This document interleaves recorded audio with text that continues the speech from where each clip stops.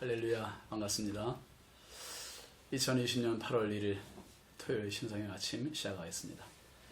오늘도 주님의 평강이 여러분과 함께 하시길 주의 이름으로 축원합니다.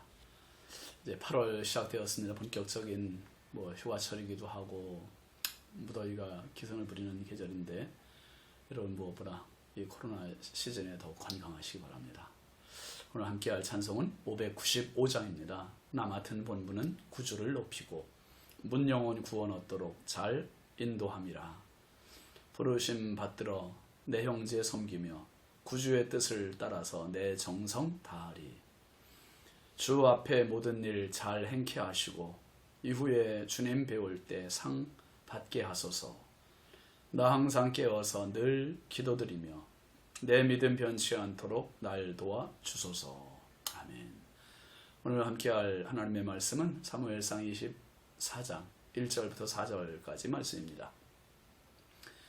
사울이 블레셋 사람을 쫓다가 돌아오매 어떤 사람이 그에게 말하여 이르되 보소서 다윗이 엔게디 광야에 있더이다 하니 사울이 온 이스라엘에서 택한 사람 3,000명을 거느리고 다윗과 그의 사람들을 찾으러 들염소 바위로 갈새 길가 양의 우리에 이른즉 굴이 있는지라. 사울의 뒤를 보러 들어가니라. 다윗과 그의 사람들이 그 굴 깊은 곳에 있더니 다윗의 사람들이 이르되 보소서 여호와께서 당신에게 이르시기를 내가 원수를 내 손에 넘기리니 내 생각에 좋은 대로 그에게 행하라 하시더니 이것이 그 날이니이다 하니 다윗이 일어나서 사울의 겉옷 자락을 가만히 베니라. 아멘. 오늘 말씀 제목은 절제입니다. 절제. 여러분 흔히 그 도자기를 굽고 도자기를 만드는 도공 있잖아요. 그 도공들을 일류 도공, 삼류 도공 그 차이를 말할 때 기준을 깎아냄과 덧붙임으로 말하기도 합니다. 일류 도공은 어떻게 하면 도자기에서 제거해야 할 부분, 깎아내야 할 부분을 찾는다고 해요. 군살같이 튀어나온 부분이나 더 올라온 부분, 더 두툼한 부분들은 없는지 살피면서 계속 깎아내고 도려내고 다듬고, 반면 삼류도공은 만드는 과정에서 흙을 물레에 올리고 계속 물레를 돌려가면서 부족한 부분의 흙을 덧붙이는 데만 신경을 몰입한다고 해요. 여러분, 제가 그 마음을 알겠더라고요. 다는 아니지만 목회 이야기를 쓴다든지 우리 신성의 아침 책자를 만든다든지 설교 원고를 작성한다든지 할 때 보면 욕심이 생겨요. 욕심. 이 부분도 넣고 싶고 이 이야기도 넣고 싶고 저런 예화도 좀 삽입하고 싶고 이런 유혹들이 참 많아요. 그런데 그때마다 분량은 딱 제한되어 있잖아요. 어느 분량, 그 분량 안에 넣기 위해서 빼야 되느냐 말아야 되느냐 이 갈등이 되는 그런 이야기들, 그런 내용들이 참 많습니다. 그런데 과감하게 딱 도려내고 그리고 이야기 구성을 해보면 참 아깝지만 도려내길 잘했다. 딱 정돈된 그런 글을 접하게 되는 경우를 참 많이 경험합니다. 때로는 아깝게 느껴져도 삭제해야 될 부분, 이게 바로 절제입니다. 그래야 글도 설교도 명료해지고 더 발전이 있습니다. 절제는 우리 생활 속에서 참 여러 부분에서 필요한 덕목입니다. 무엇보다 먹는 부분에 있어 우리가 음식을 먹을 때 참 식탐이 많은 사람들 있잖아요. 저도 그 중에 한 사람입니다. 근데 이 참는 욕구가 참 쉽지 않아요. 더더구나 다이어트 하려고 하는 사람에게 음식을 앞에 두고 절제하는 것은 정말 얼마나 많은 절제력이 요구되는지 모릅니다. 죄에 대해서도 마찬가지지요. 천하장사 삼손이 들릴라를 무릎 베게 하고 누워 있었을 때 절제가 안 되는 거예요. 절제. 어느 정도의 선이 있잖아요. 근데 절제와는 상관없이 도살장으로 끌려가는 소처럼 무기력하게 무절제하게 주저앉아 있었고 무방비로 머리를 깎이고 결국은 두 눈 뽑히고 연자맷돌 돌리는 인생 되잖아요. 반면에 요셉은 어땠습니까, 여러분? 보디발의 아내가 허구한 날 치근덕거리고 유혹하고 절대로 자기의 몸을 내주지 않는 요셉. 심지어 그 여인이 그렇게 매일 그렇게 해도 그 여인과 함께 있지도 않고 그 자리를 피해 달아나는 사람이 바로 요셉입니다. 여러분, 오늘 말씀을 보면 사울이 다윗 죽이기 위해서 그렇게 쫓아다녔는데 이제 전세가 완전히 뒤집어졌어요. 거꾸로 다윗에게 칼자루가 쥐어진 겁니다. 다윗이 사울을 죽일 절호의 기회가 왔어요. 이런 때가 있습니다, 여러분. 판이 뒤집히는 때 있지 않습니까? 사울은 다 잡은 다윗을 포기해야 하는 상황이 왔었잖아요. 그런데 블레셋이 쳐들어왔다는 소식 때문에 이것을 포기하고 블레셋을 치러 갔었습니다. 1절, 2절 말씀 한번 보세요. 사울이 블레셋 사람을 쫓다가 돌아오매 어떤 사람이 그에게 말하여 이르되 보소서 다윗이 엔게디 광야에 있더이다 하니 사울이 온 이스라엘에서 택한 사람 3,000명을 거느리고 다윗과 그의 사람들을 찾으러 들염소 바위로 갈새. 사울은 다윗을 향한 미련을 포기하지 못합니다. 블레셋과의 전쟁 마치자마자 또 다윗을 잡으려고 옵니다. 오로지 사울의 머릿속에는 다윗 죽이는 생각으로 가득해요. 블레셋을 쫓아버리고 다시 다윗이 숨어있는 이 엔게디로 옵니다. 엔게디 광야에 있다는 보고를 받고 엔게디 광야에 왔는데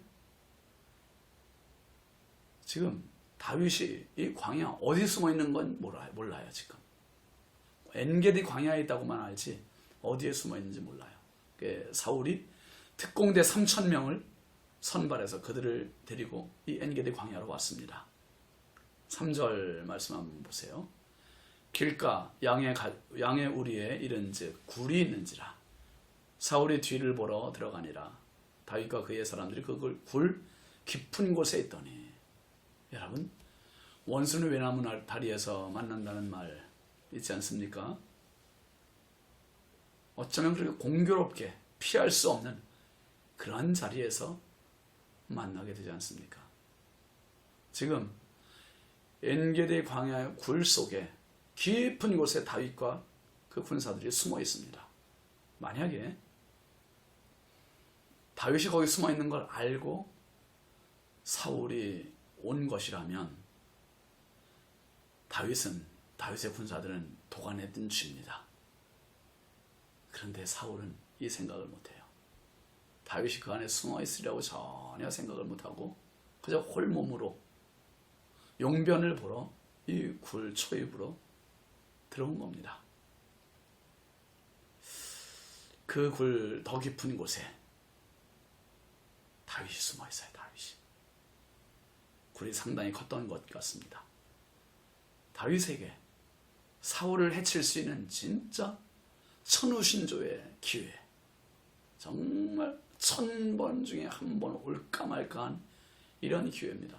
오늘 사울을 죽이면 두 다리 쭉 펴고 잠자고 이스라엘의 왕이 될 수 있는 그런 다윗입니다. 지긋지긋하게 자기를 쫓아다니던 이 사울을 죽이려고 하나님께서 밥상을 다 차려놓으신 것 같은 이러한 분위기입니다. 그래서 다윗의 신하들조차도 부하들조차도 뭐라고 했습니까? 4절 말씀 보세요.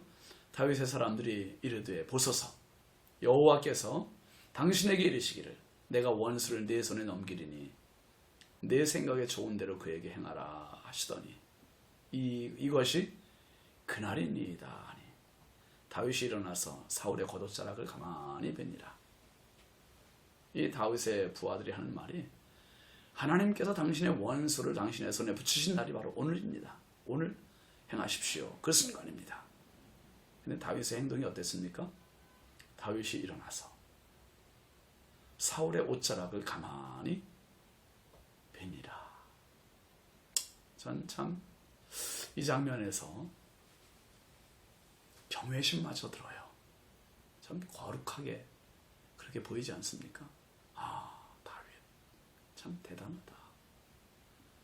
그 칼을, 손에 든 칼을 사울의 몸을 향할 수도 있는데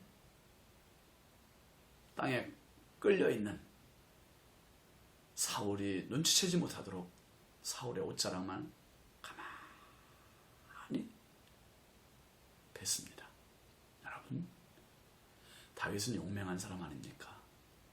골리앗을 무찔렀던, 물매를 돌리고 던졌던 날렵한 사람 아닙니까? 골리앗의 창을 피했고 사울의 창을 피했던 사람입니다. 순식간에 사울의 목을 칠 수도 있는 사람이에요. 그런데다가 지금 기회가 굴러 들어온 기회입니다.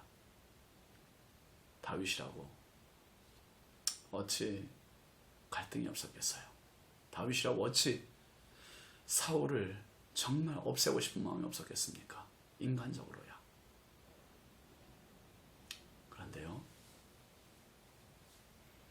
용변을 보는 사울이 눈치채지 못하도록 옷자락을 베는 것으로 끝냅니다. 끝내요.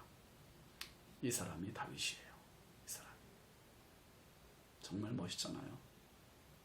바보라고요? 바보같이요. 근데 정말 멋있습니다. 사울은 다윗을 죽일 기회가 없음에도 그 기회를 만들기 위해서 삼려도공같이 계속 쫓아다니고 몰입하고 죽이려고 하고 있고, 근데 다윗은 자기에게 주어진 기회조차도 마다하는 절제된 큰 인물입니다. 큰 인물. 이 사람이 하나님의 사람이에요. 여러분, 룻기를 보면 룻이 어머니 나오미의 지시대로 밤에 보아스의 이부자리로 들어가잖아요. 근데 보아스는 누구도 보지 않은 그런 시간에 룻을 선대합니다. 하나님의 시간을 위해 절제하며 룻에게 보리를 주고 아무 일도 하지 않고 새벽녘에, 누구도 보지 않는 그 새벽녘에 룻을 되돌려보내는 이 절제된 인물 보아스. 성령의 열매 중 마지막이 절제입니다. 절제의 최고수는 예수님이세요. 예수님은 십자가를 위해 겟세마네 동산에서 간절히 피눈물의 기도를 하실 때 이 로마 병정들이 왔습니다. 베드로가 말구의 귀를 쳐 떨어뜨렸습니다. 그때 예수님께서 말구의 귀를 붙여주시면서 뭐라고 하셨습니까? 칼 쓰는 자는 칼로 망한다. 칼을 집어넣으라고 하셔요. 그리고 내가 지금 호령에서 12군단 더 되는 하늘의 천사들을 불러올 수 있는 능력이 없는 줄 아느냐. 그렇게 하실 수 있으세요. 그럼에도 불구하고 절제하시는 거예요. 절제. 왜요? 더 큰 일을 위하여, 십자가의 구원을 위하여 예수님은 절제하시고 스스로 체포되세요. 오늘 의욕 같아서는 사울을 죽이겠지만 다윗은 옷자락으로 만족합니다. 옷자락으로 만족해요. 원수의 옷자락. 이 절제력이 하나님을 감동시키는 거예요. 더 큰 사람으로 만들어주는 것입니다. 내게 주어진 기회라고 여겨지는 시간이 올 겁니다. 그럼에도 불구하고 절제할 수 있다면 우리는 삼류 인생에서 인류 인생을 살아갈 수 있을 것입니다. 먹는 것, 가는 곳, 하는 일, 하는 말, 수많은 절제의 요인들이 필요로 되는 때가 있습니다.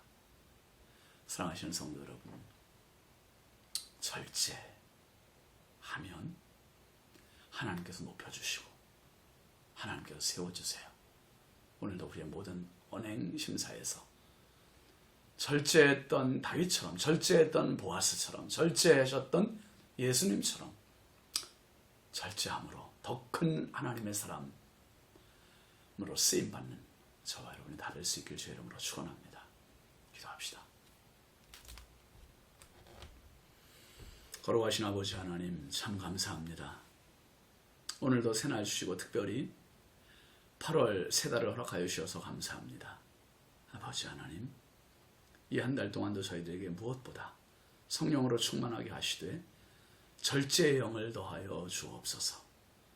다윗이 사울을 죽일 수 있는 절호의 기회에서도 손에 쥔 칼을 가지고 사울의 옷자락만 베었던 이 놀라운 절제력, 하나님, 그렇기에 그가 큰 인물이었고 그렇기에 그가 하나님의 사람이었습니다.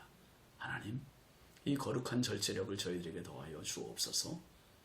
하나님, 하고 싶은 말도 절제하고 하고 싶은 행동도 절제하고 하고 싶은 것들도 절제할 줄 알아서 정말 하나님께 쓰임받는 우리 모든 믿음의 가족들 되게 하옵소서.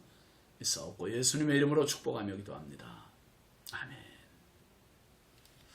여러분 사랑합니다. 축복합니다. 8월 한 달도 무더위지만 승리하십시오.